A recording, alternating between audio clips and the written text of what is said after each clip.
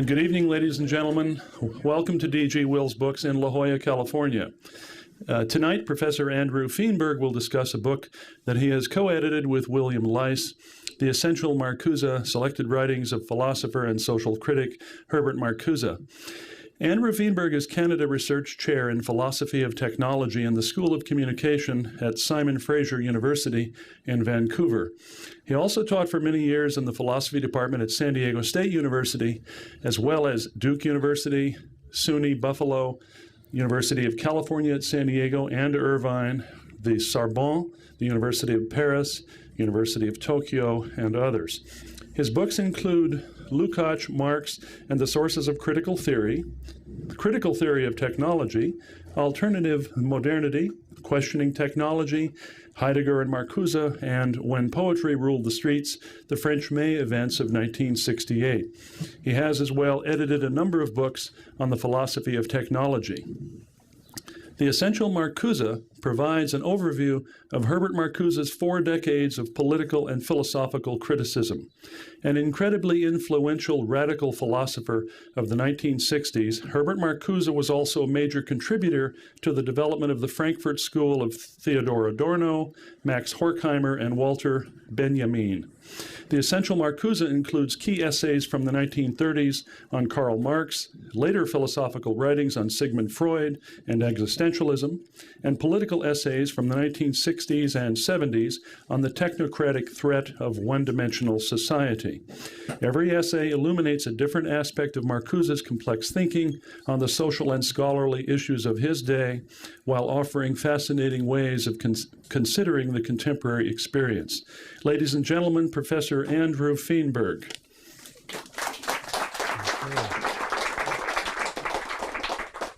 Thank you, Dennis. I'm going to keep this informal. It will not be a philosophy lecture. I'll tell you something about Marcuse's life and the development of his ideas in that context.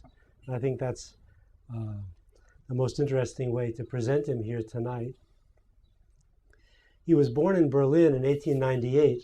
Actually, if you look at the book cover, you see in the background his CV, where he explains where he was born and when, and talks about his education.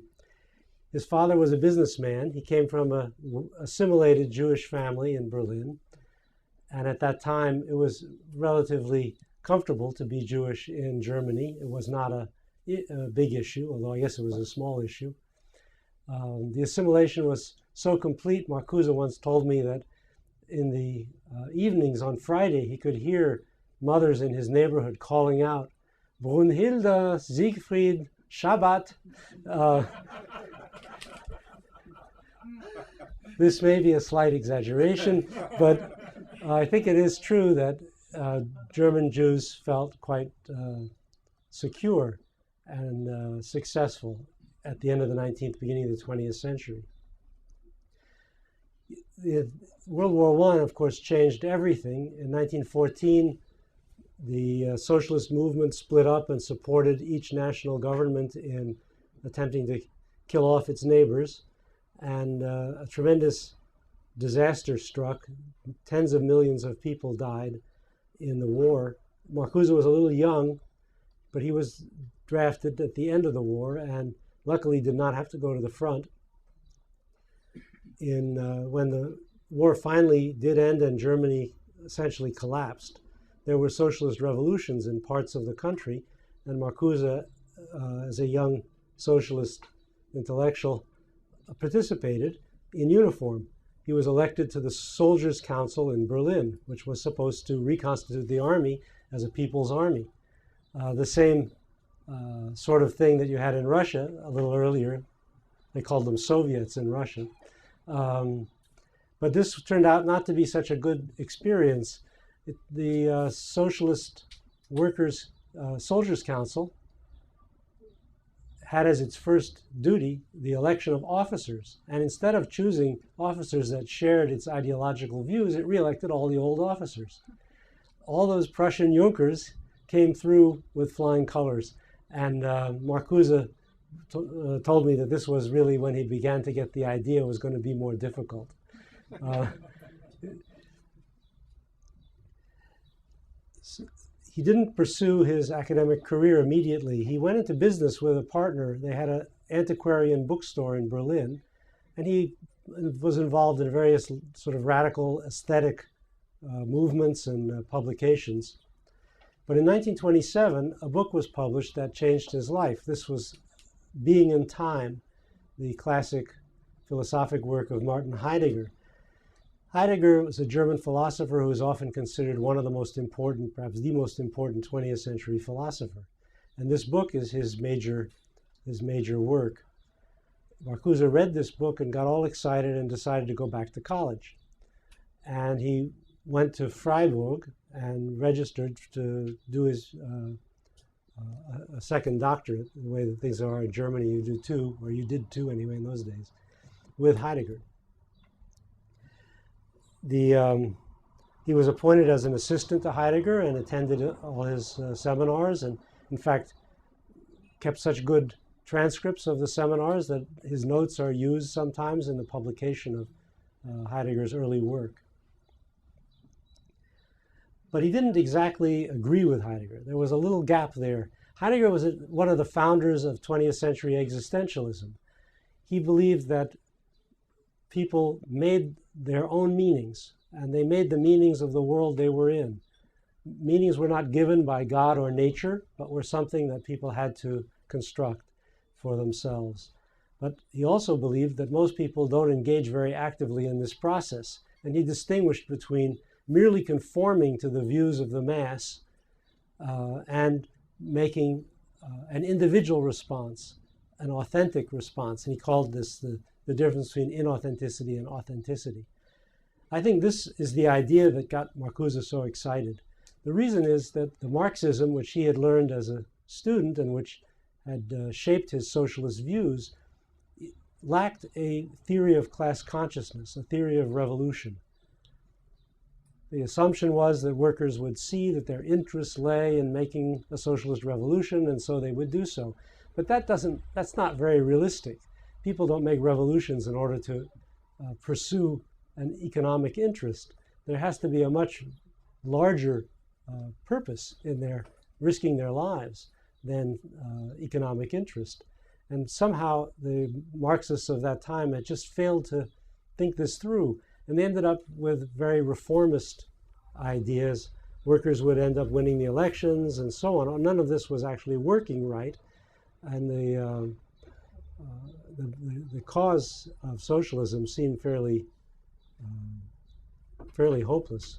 And what Heidegger helped Marcuse to think through was what could be the grounds for an individual deciding to make a revolution that would be an expression of the individuality of the individual and not simply of their desire for more money or more goods. So with this in mind, Marcuse developed his own version of Heidegger's philosophy, which was a kind of synthesis of Heidegger and Marx that was called Heidegger Marxismus. This Heidegger Marxismus is a very odd duck, and it disappeared in the 1930s, only to return in Central Europe in the 1960s, when other thinkers, I guess the best known was Karl Kosik in Czechoslovakia, who tried to revive a synthesis of Heidegger and Marxism. Well, things were moving along nicely for Marcuse as Heidegger's assistant. He wrote his second thesis on Hegel and felt like he was making headway when all of a sudden Hitler won the elections. And this boded ill for his future as a Jew in the German academic scene. But it was still, I don't think he and his fellow Jewish students gave up immediately, because it wasn't obvious. What we know happened wasn't predictable. Hitler was the head of a coalition government, and his coalition partners may not have been all that enthusiastic about him. People thought this might not last, and they didn't take it as seriously as, of course, we do looking back. But soon afterwards, Heidegger, Marcuse's teacher, accepted the job of first Nazi rector of the University of Freiburg. And this was really the end. Marcuse was one of 4 Jewish students of Heidegger's who became quite prominent after World War II as social philosophers. The others are Hannah Arendt, Hans Jonas, and Karl Löwit. And the 4 of them suddenly saw their academic career cut off, and there was really no way they could recover from this. They had to leave Germany, and they had to give up on the hope of any future in the German academic world. So they scattered. Marcuse, as a Marxist, had an in with a group called the Frankfurt School, so-called because their institute was in Frankfurt. This was a group of academic Marxists, probably the first such group. Usually, before the 1930s, Marxists were always people attached to a political party outside the respectable domain of academe. But these guys had managed to get inside, and they had a small institute in Frankfurt, and they had an endowment. And they had done some survey research before Hitler took over, and it scared them. They moved the money out, and they moved the institute to Switzerland. And so Marcuse, as a kind of nonconformist Marxist with academic training, managed to hook up with these people, and he left Germany in 1933. He ended up in the United States, where he spent the rest of his life. During the war, and I should mention that during this period, he was quite productive. He wrote a great many scholarly articles, mostly on the history of philosophy, for the Frankfurt School Journal, and he made significant contributions in philosophy. Then during the war, he went into an agency called the OSS, which was a sort of secret service intelligence agency that preceded the CIA. The CIA was the post-war product of the transformation of the OSS into a Cold War institution. And in the OSS, Marcuse and other German exiles had the task of interpreting what was happening in Germany for the US government. And he wrote quite a bit about this. Some of this work has recently been published by Douglas Kellner in English and in Germany. It was translated into Germany and became a bestseller in Germany. It's called the Feindanalyse, the analysis of the enemy. Then at the end of the war, Marcuse and his colleagues were assigned the task of denazifying Germany. One of these colleagues was Barrington Moore, and I heard Marcuse introduce Barrington Moore at UCSD when I was a student, and they agreed that they had not succeeded. So they had not done a very good job. So after the end of his service in the OSS, Marcuse went to Columbia and then later to Brandeis and finally ended up at UCSD. I think he arrived here in 1964 or 65. And while he moved from one institution to the other, he wrote books, important books that made him quite well known in the 50s and 60s. The first of these is called Soviet Marxism, and it was a critique of the Soviet system, a very interesting critique that in a way anticipated what happened with Gorbachev, but of course it didn't anticipate what happened with Yeltsin. That was totally impossible to imagine in the 1950s when he wrote that book. But he imagined a kind of liberalization that could possibly take place in Russia.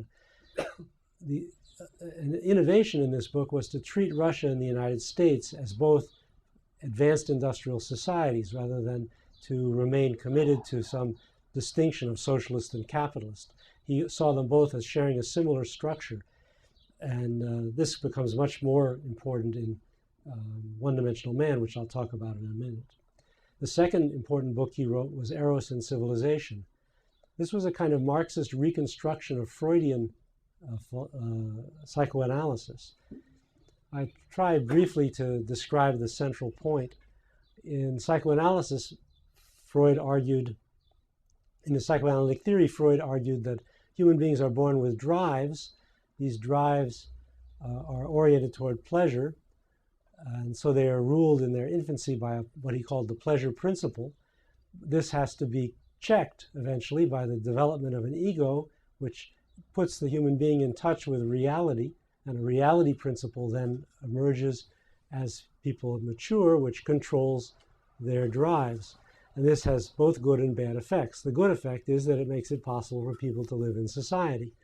They couldn't if they simply pursued pleasure without any restraint. The bad effect is that it makes them guilty and neurotic, which of course is a great opportunity for psychoanalysts to apply their trade, but not necessarily good from the standpoint of the individuals. So Marcuse pointed out that the reality principle is about adjusting not to an eternal and absolute reality, but to a given social and historical reality. So this reality principle, through which people become what we think of as human individuals, is in fact historically relative. The pleasure principle may be rooted in instincts that are eternal and unconditioned by history, but not the reality principle.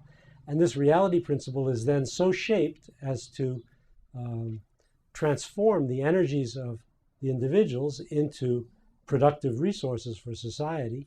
And this, in particular, in modern societies, means adjusting to and accepting the capitalist order or other repressive orders, such as that in the Soviet Union, and laboring in the interests, in the first instance, of the system, and in the second place, of whatever satisfactions are made available by the system.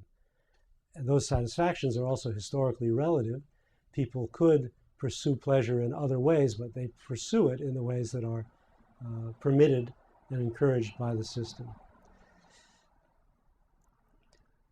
This book contains a kind of reflection on sexual liberation, which Marcuse sees as essential to fulfilling life. And that became, of course, the focus of most of the journalistic commentary on Marcuse when journalists noticed his existence a few years later. The third important book is One-Dimensional Man.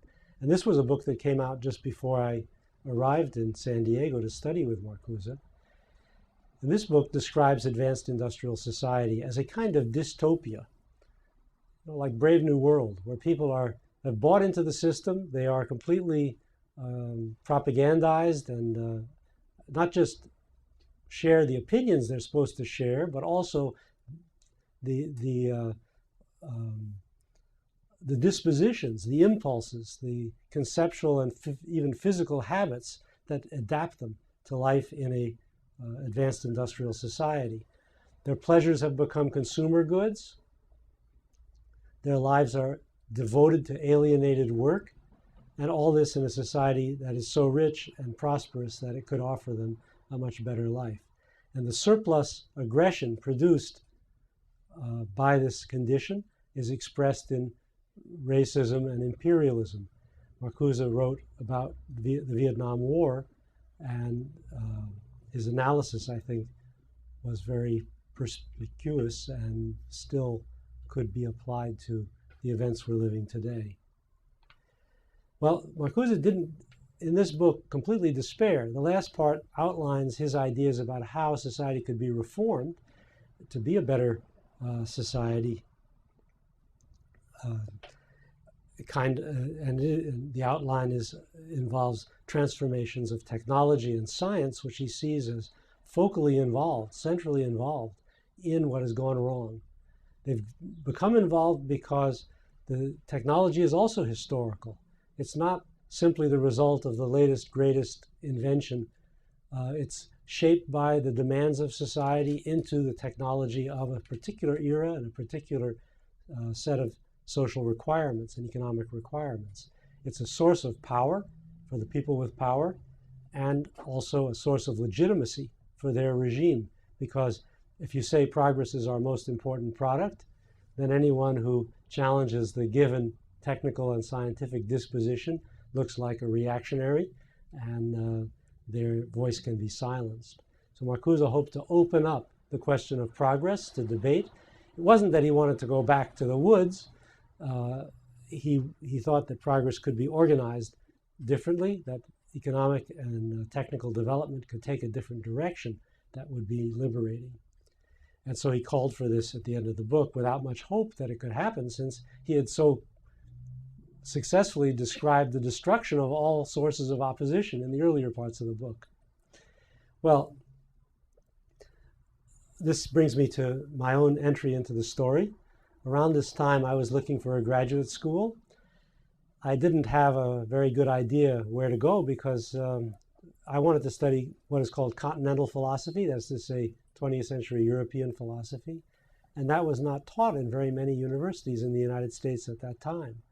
There were very few graduate schools, maybe only one or two that had more than one person who knew anything about this subject.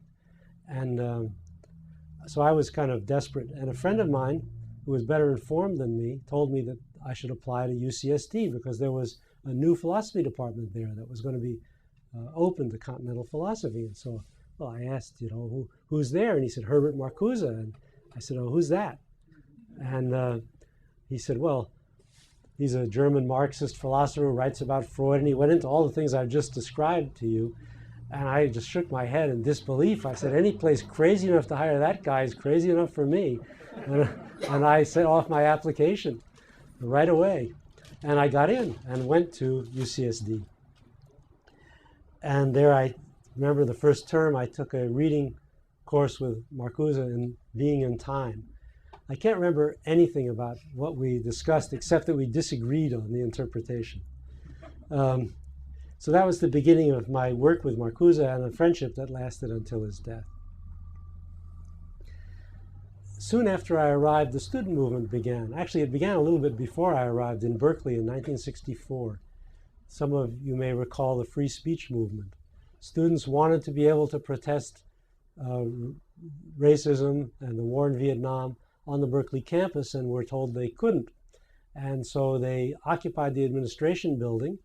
And this was really the beginning of a whole cycle of protests that eventually became a worldwide movement in the late 60s and early 70s.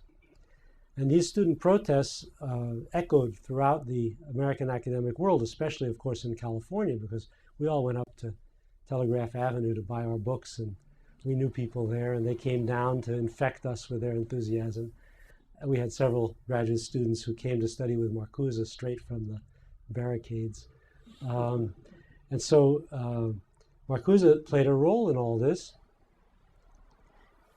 And this is interesting. I didn't understand fully at the time. I just knew that every time he made a public speech to the students, it was incredibly moving and encouraging.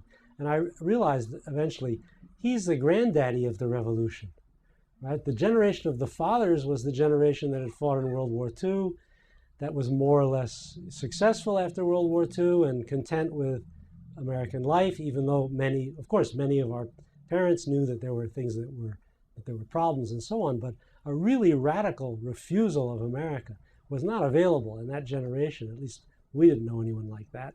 But Marcuse came from another world, and it was a wider world. It was a world that went all the way back to the Russian Revolution, which he must have been very aware of as a teenager in Germany, and to all the succeeding events, the German Revolution, the Spanish Civil War, the Nazi takeover, and so on. And Marcuse could speak to us from out of the depths of history, and that really made a difference. And so he was, of course, quite popular as a speaker because he was the guy who had criticized sexual repression and science and technology and all the things that had become targets of protest and critique in the New Left. Well, the culmination of all this, I'll just mention two events that were the culmination of Marcuse's political involvements. One was at UCSD itself.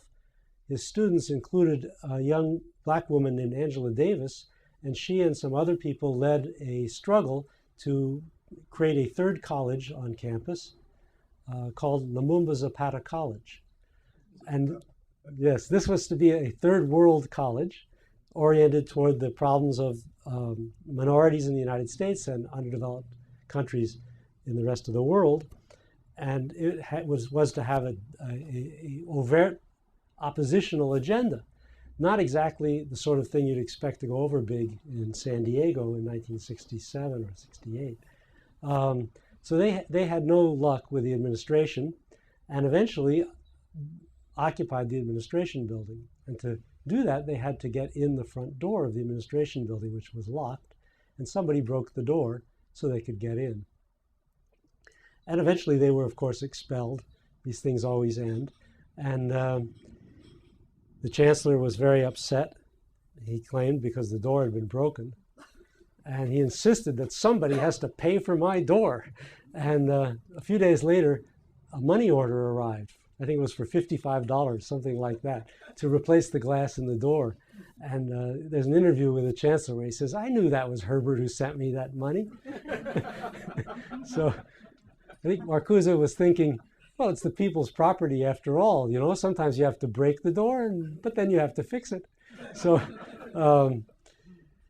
eventually they did get a third college. It was named after a black hero, but not Patrice Lumumba. It was named after Thurgood Marshall, and it still exists. The second story about Marcuse and the student movement has to do with the May events in France. I was studying in France in 1967 and 68. And in May of 68, there was a conference on Marx at UNESCO.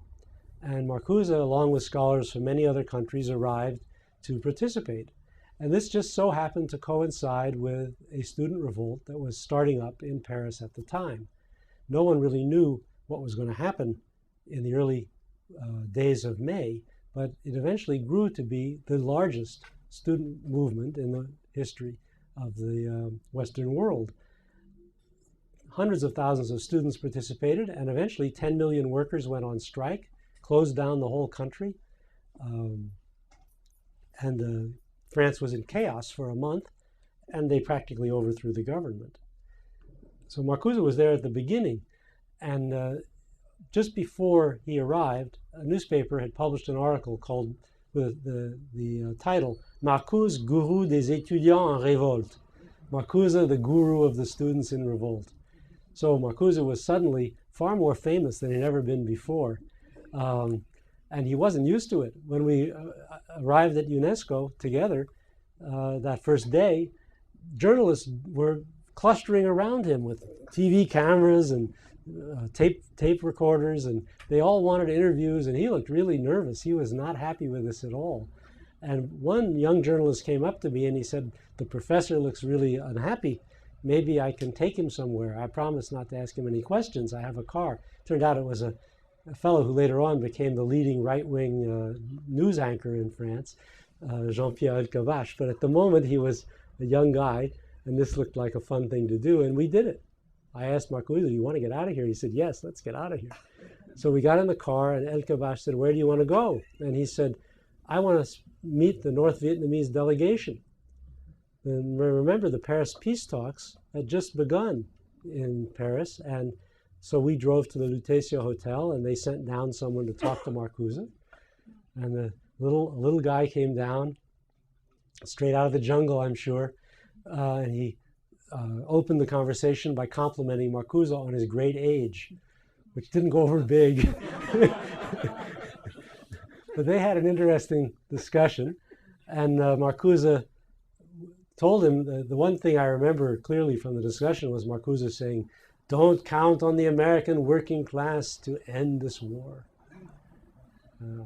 He had already been convinced from far earlier, it's certainly clear in One-Dimensional Man, that the working class was no longer the agent of revolution you could count on in the wealthy Western countries. So I don't think the Vietnamese needed this advice. They did pretty well without it, but it certainly, it was an interesting connection. Then we went, Elkabbach took us back to Marcuse's hotel, and as we were about to enter the hotel, which was across the street from the art school, some of the art students came up to him and said, are you Professor Marcuse? Of course, his picture had been in the newspaper as the guru, right? So everybody recognized him on the street. And so he said, yes. And they said, we've just taken over the art school. Would you care to address the General Assembly? So this he liked. I mean, unlike the journalists, this he thought was interesting. So we went in, and he gave a little speech bringing the greetings of the American student movement and congratulating the students on their struggle against consumer society. He was not aware that many of these art students were Maoists who were hoping to build a worker-peasant alliance to establish the democratic dictatorship of the proletariat in France. And they looked at each other in surprise because they were not really attuned to this concept of consumer society. But I think they were pleased to hear from an international celebrity like Marcuse who supported their cause. So he left a few days later, just before all the airports were closed down and all transportation in and out of France became impossible. Well,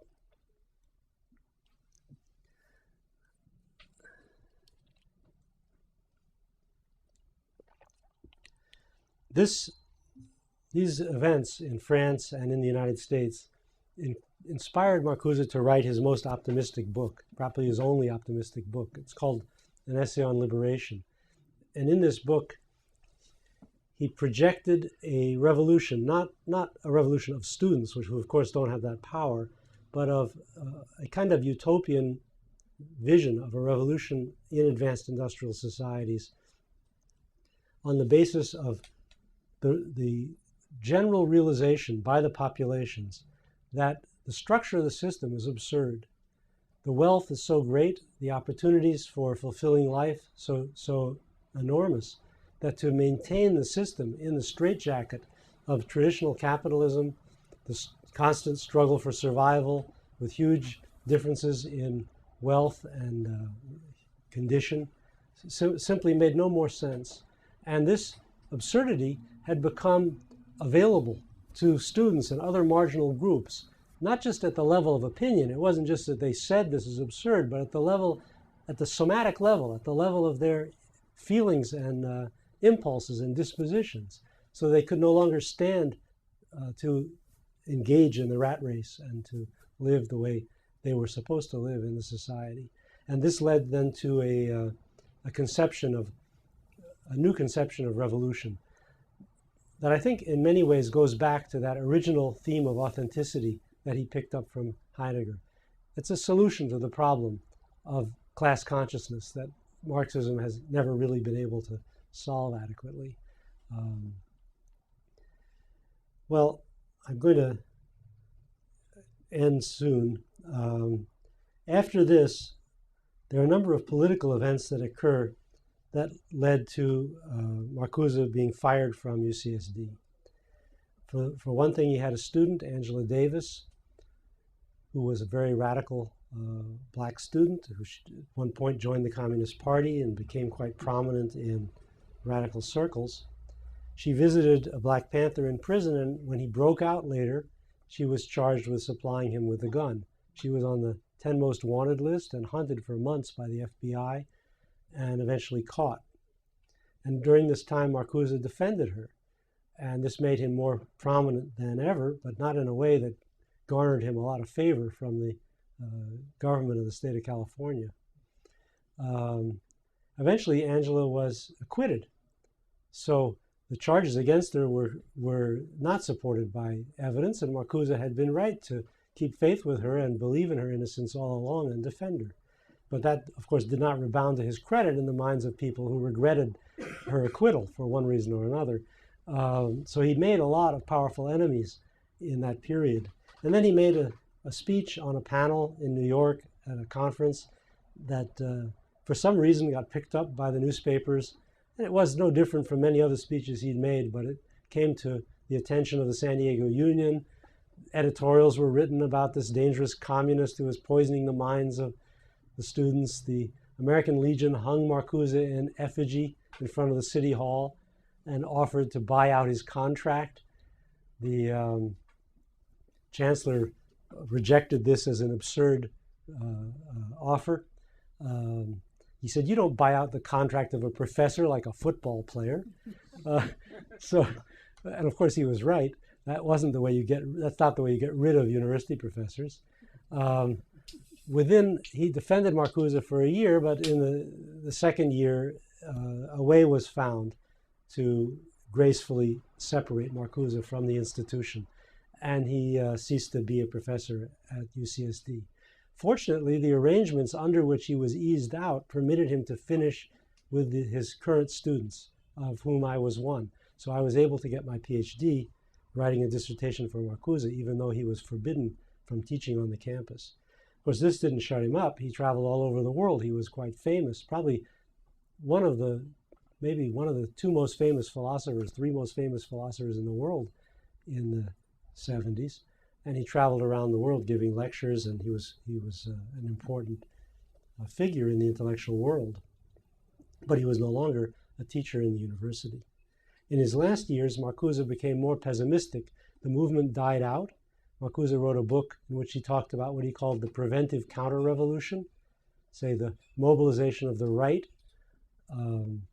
in Western societies to suppress the New Left and to reorganize the society around even more intense competition and struggle through recession, through reactionary policies of all kinds. And of course, we live in the era of preventive counter-revolution Marcuse announced in the late 70s.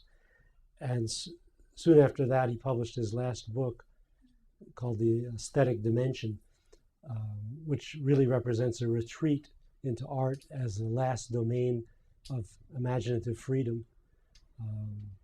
I don't think he ever gave up the hope that the imagination could someday reorganize the social world, but for the moment, it was effective only in the aesthetic domain. Okay, I'll stop there, and I'll be happy to take questions or comments from the audience. What happened to Heidegger after the war? Well, you know, they kicked him out as rector of the university within a few months.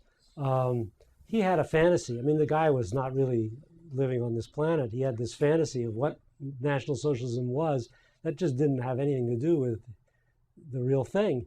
And the Minister of Education is said to have remarked that Heidegger's National Socialism was purely personal.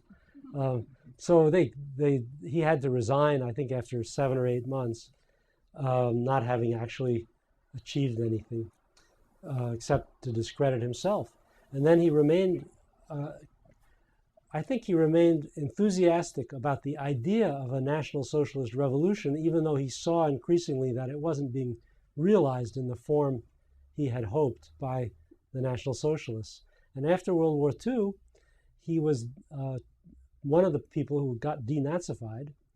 Marcuse went to see him, actually, after World War II. There's an interesting exchange of letters. Marcuse wrote him a letter saying, "I've been sending you care packages, and my friends are saying, why are you sending care packages to the Nazi Heidegger? Can you please explain yourself?" Heidegger wrote back, "Well, what happened with the Nazis," he says, "was we had a choice between Bolshevism and Nazism was the better choice. And anyway, what the Allies have done to the Ostdeutschen is similar to what the Germans did." And Marcuse was outraged. He wrote him back and said, "You've betrayed philosophy by this terrible way of thinking about these historical events." And then he later went to see him, and I think they had a stormy session. And that was the end for Marcuse. And Heidegger was denazified. He was forbidden to teach. He had a kind of nervous breakdown and spent several months in a hospital where he tried to translate the Tao Te Ching with the help of a Chinese student. That was probably what cured him. I mean, you know, he gave up, though. There's no Heidegger translation. So then he came out and gradually got rehabilitated. He tended to minimize, obviously, his association with the Nazis after World War II. And he became famous as a critic of technology. And this was something that interested Marcuse, and I think still had some influence on his thinking. But he did something really shocking. He gave an interview with Der Spiegel, which he said could only be published after his death. And in this interview, he says that the National Socialists had the right idea. They were just too limited as people. And so you realize, I mean, the guy, there's something really wrong. He could not learn anything from history. It's astonishing. A real moral and social blind spot. Still, he was an important philosopher, and I think it's wrong to claim that his philosophy is Nazi ideology. I don't think that's correct.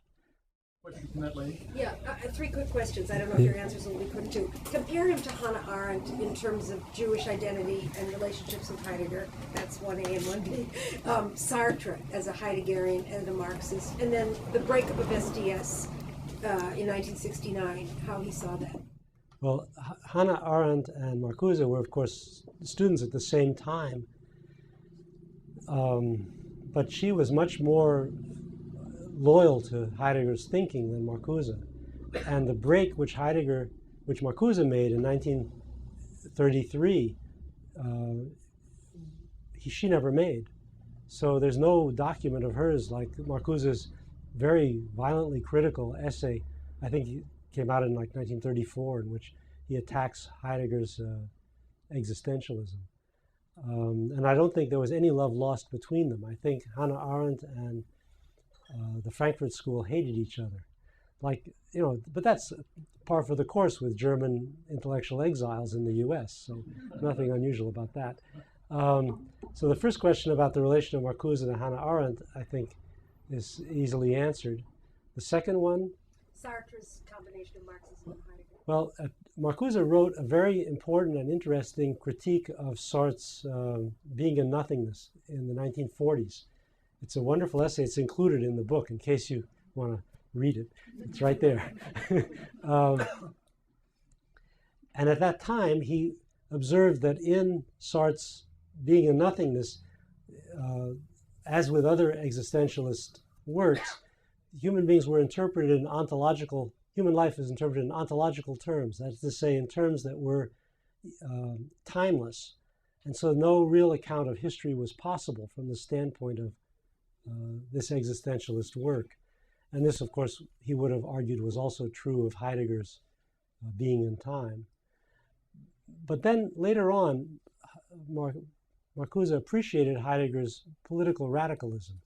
You know, Sartre's political radicalism. You know that Sartre wrote a preface to Fanon's Wretched of the Earth and came out for the Algerian Revolution and refused the Nobel Prize, and he did a number of things that Marcuse admired. And so his later comments on Sartre are very positive. And then your third question. The breakup of SDS in 1969. Yeah. SDS was the major student organization in the US in the New Left, and it split between those who thought the working class was going to make the revolution in the US and those who thought other social forces would have to make the revolution because the working class was no longer revolutionary.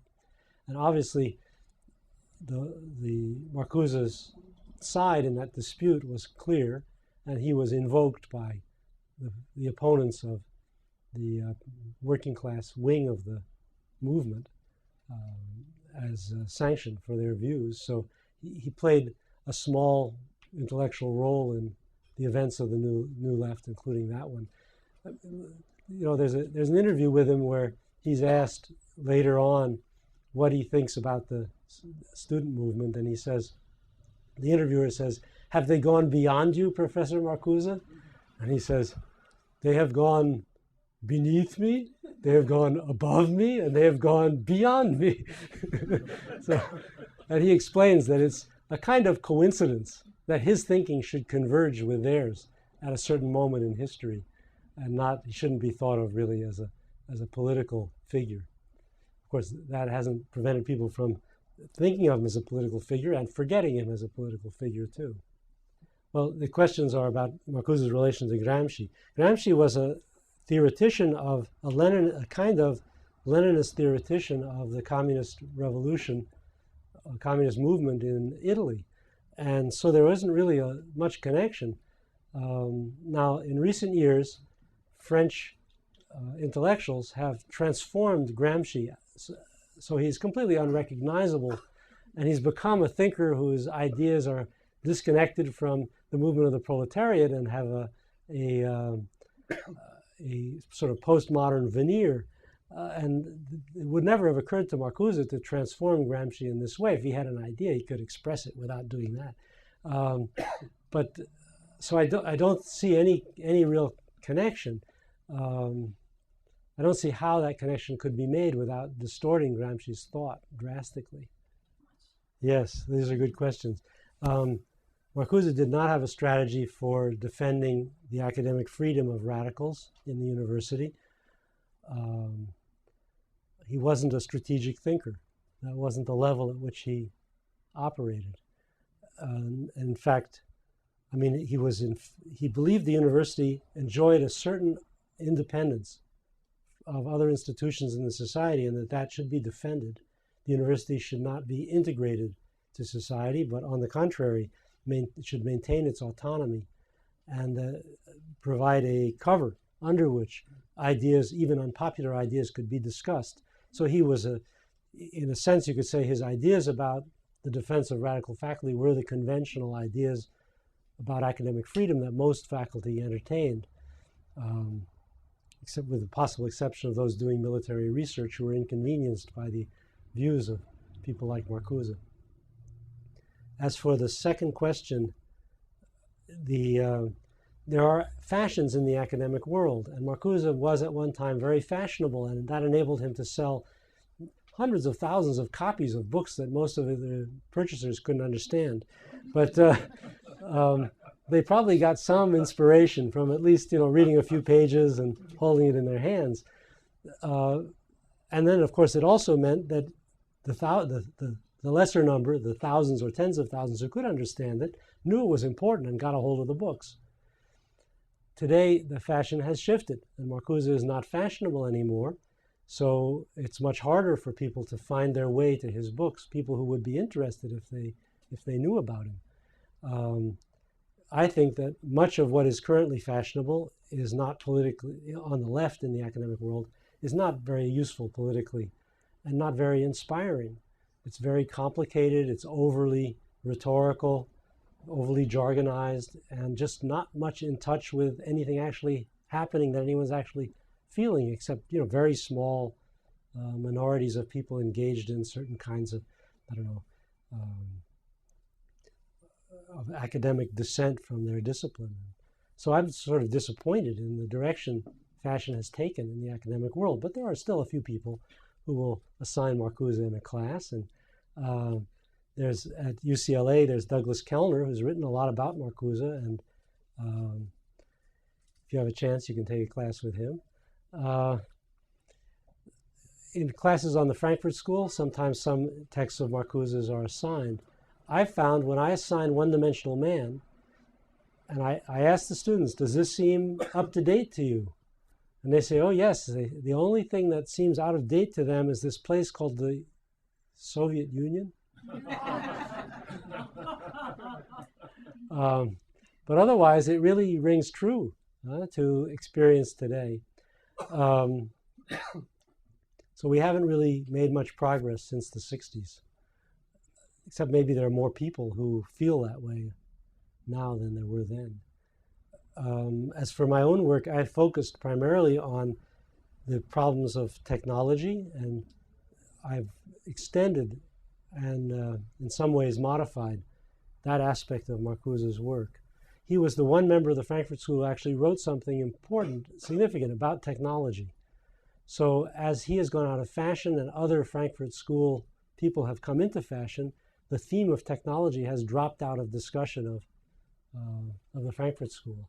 And that's regrettable, because that was really an important contribution and probably more relevant than many of the things that are currently much discussed. So I'm trying to sustain that aspect of the Frankfurt School's heritage.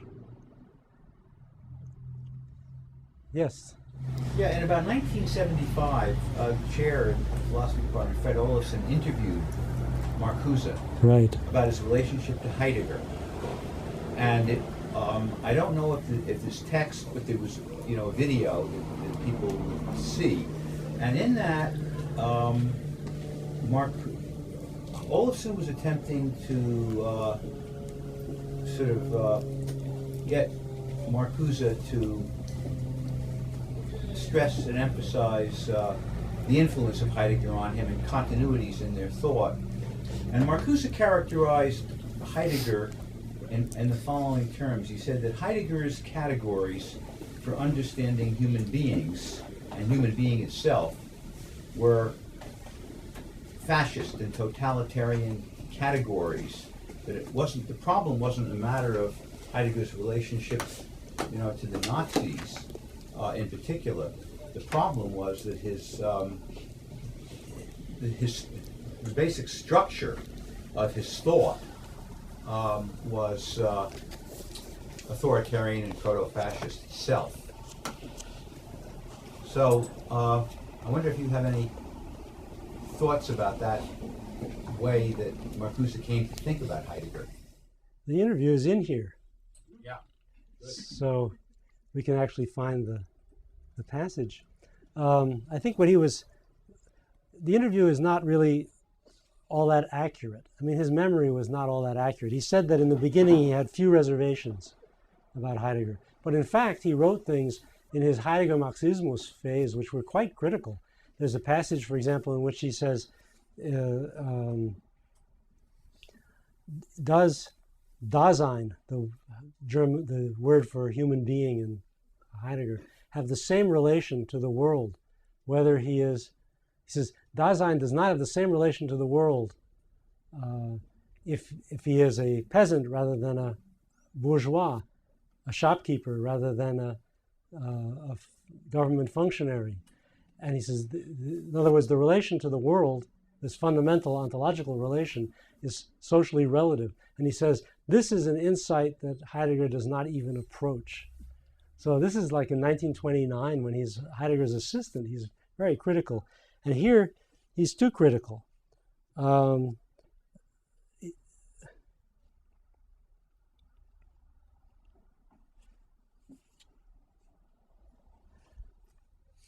Let's see.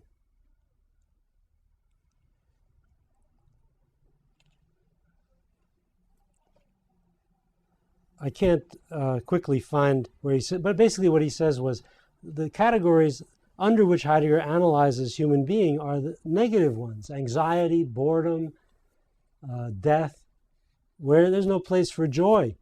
Here he says, if you look at his view of human existence, you will find a highly repressive, highly oppressive interpretation. I have today gone again through the table of contents of being and time and had a look at the main categories. I can just read them to you. Idle talk, curiosity, ambiguity, falling and being thrown into, concern, being toward death, anxiety, dread, boredom, and so on. Now this gives a picture which plays well on the fears and frustrations of men and women in a repressive society, a joyless existence overshadowed by death and anxiety. So he says, I see now in this philosophy ex post a very powerful devaluation of life, a derogation of joy, of sensuousness, fulfillment. And we may have had the feeling of it at that time, but it became clear only after Heidegger's association to Nazism became known. So it's not quite as brutal a condemnation as you recall it, but it's pretty brutal. Still, I think that what he's not saying that the doctrine is systematically Nazi. It's the tone, the moral atmosphere of the doctrine, which brings it into relation to a repressive social organization. I'm not entirely convinced by Marcuse's critique. There were many other, because I mean there's a risk of confusion there. There were many ways of being a right-wing conservative in Germany. You didn't have to be a Nazi and want to kill all the Jews. That has become the emblem, right, of German conservatism. But there were monarchists, there were people like Ernst Jünger who were very unenthusiastic about Nazism and had to be kind of dragged into it. So I think Heidegger could have made other choices that would have been easier to defend after the war, but then he couldn't have become Nazi rector of the University of Freiburg, right? So, you know, something in him made him ambitious, and he wanted to play a role in history, and that misled him. So there's also a passage in there where he says that there's something about Heidegger's technology critique which he finds interesting. That's his post-war critique of technology. But I think he underestimated the influence of Heidegger on his thinking. The question is whether, since Marcuse from his time with Heidegger was concerned with life being joyful and authentic and sensuous, did he envisage that as a possibility outside the framework of a revolution that would transform society as a whole? In other words, as a private pursuit? Or was did he need to give the meaning of revolution a sort of different definition? That becomes the project. What is the definition of a revolution that would allow people to be authentic and joyful and sensuous? Well, so now the question is slowly shifting. Did this mean that the idea of revolution had to change? Of course, the possibilities of private happiness in a repressive society are not zero, but they're much curtailed by the conditions under which people live. And this is especially true, of course, for people who have very little money and have dangerous and boring and poorly paid jobs, the great majority. So there's a question of solidarity, right, that's raised by this. Of course, one could, if one was rich, enjoy life, but does that mean one is without any obligation to the millions of others who don't enjoy it, can't enjoy it, or whose enjoyment is diminished by their condition? Marcuse, the last line of One-Dimensional Man is a quote from Walter Benjamin: "Only for those without hope is hope given to us." And this is an expression of solidarity across, a fraternal solidarity across class lines. So I think, of course, the idea of revolution that is often identified with the Soviet revolution, the Russian Revolution, so everyone becomes a worker in a grim, gray factory existence. And that's exactly the opposite of what Marcuse was in favor of. And one of the things he liked about the New Left and the counterculture was the fact that people were openly in favor of pleasure and pursued it. The ascetic, self-sacrificing mode of socialist heroism did not appeal to him, certainly not in a society like American society that is so rich, in which so many possibilities for pleasure were available. I once gave an interview on Marcuse to KPBS, and the call-ins included somebody who said, you know, he says, that Marcuse guy was a real hypocrite. He says, I used to see him down at the beach with his wife in La Jolla. So, like, a socialist is supposed to be someone who's miserable, you know, and wears blues and is poor and eats beans, but you know, that's just not his thing. I mean, so I guess it's a different kind of revolution, yes, because it's a revolution in an affluent society, not in a poor society. And the problem isn't to spread around the scarce resources so that no one is hungry. It's to make a generous use of those resources so that everyone can enjoy life. Does anyone play the role Marcuse played in his era for our era today? The short answer is no. And I very much regret that. Professor Okay. Andrew Feenberg. Okay, thank you.